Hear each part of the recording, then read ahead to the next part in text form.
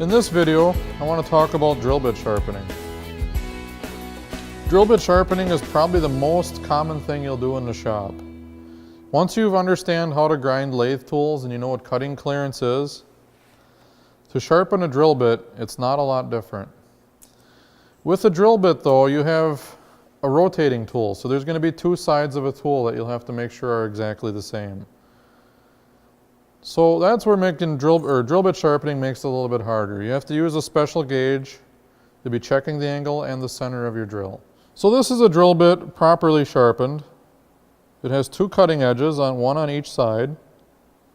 So as it rotates, both cutting edges need to be exactly the same. The tip of the drill has to be exactly in the center of the drill. If the tip is off center, it will drill an oversized hole. So this is an example of a good drill. This one is not sharpened correctly. It has no tip to it, and the angle is wrong. It's flat across the top. It should have a point to it.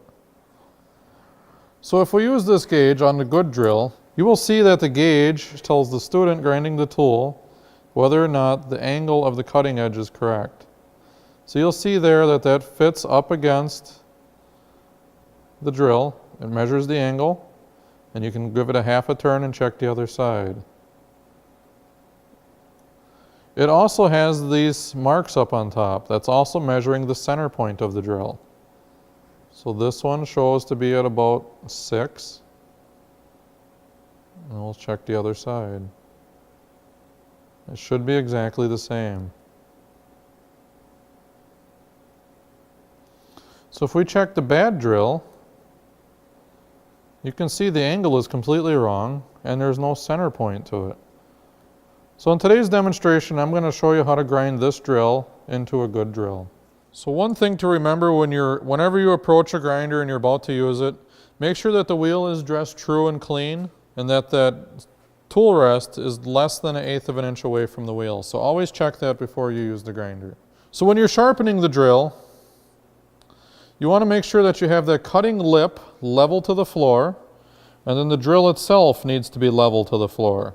So that's the starting point when you're grinding a drill. Have the drill level and the cutting lip level. Then when I come up to the wheel, the angle that you're measuring with this gauge, you'll have to make sure that you're at that angle while you're grinding. So that angle is controlled by you, depending how you hold the drill. If you hold the drill straight to the wheel, you're going to have a flat drill. If you hold it way over here, it'll be too pointed. So you have to find that exact angle where it meets the gauge. Now it's going to take a little practice to figure out where you need to be on that. So that's the way you approach the wheel. You want to make sure that you're on the center line of the wheel. You don't want to be above or below the center of the wheel either. You want to be right at the center of the wheel.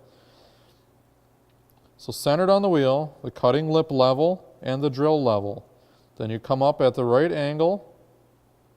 The only movement you have to make then is push the back of the drill down about 10 degrees. That's the only movement you need to make. Now to keep the tip in the center, if you grind, let's say 3 passes, 1, 2, 3, you want to flip the drill over right away and go 3 passes on this side. That's how you maintain the center point to be in the center. Once you start with it in the center, it's easy to keep it in the center. If you start with a drill that's off center, then you need to grind on the side that is shorter first until you get it centered. So let's start on that bad drill and we'll start grinding that one. So now this one here has the wrong angle, so I'm going to have to correct that angle. So I'm going to hold it at that 59-degree angle. The cutting lip is level and my drill is level to the floor. Now when I touch the wheel, I'm just going to go down. Down with the back of the drill. I'm going to do the other side.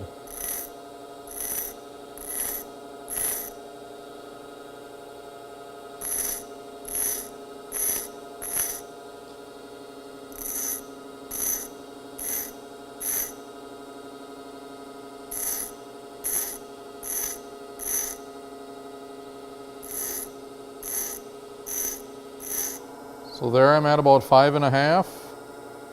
And on this side, I'm at about 5.5. My angle fits the gauge. The last thing you want to look for is that you have clearance. Remember, the cutting edge needs to be the highest point. So this is the cutting edge. That needs to be the highest point. Everything else should be about 10 degrees clearance behind it. Both sides need to have the same clearance. So that's how you sharpen a twist drill. It's a two-fluted tool, and you have to make sure that both cutting edges are the exact same length. You have to make sure that your tip is in the center and that the tip of your drill is at the right angle. The last thing you want to look for is to make sure that you have the cutting clearance behind the cutting edge. The cutting edge is the leading edge, and everything else should have the 10-degree clearance behind it. So now that you know how to sharpen drills, there should be no reason why we have dull drills in the shop. Everybody should be sharpening their drills when they're done using them and before they put them away.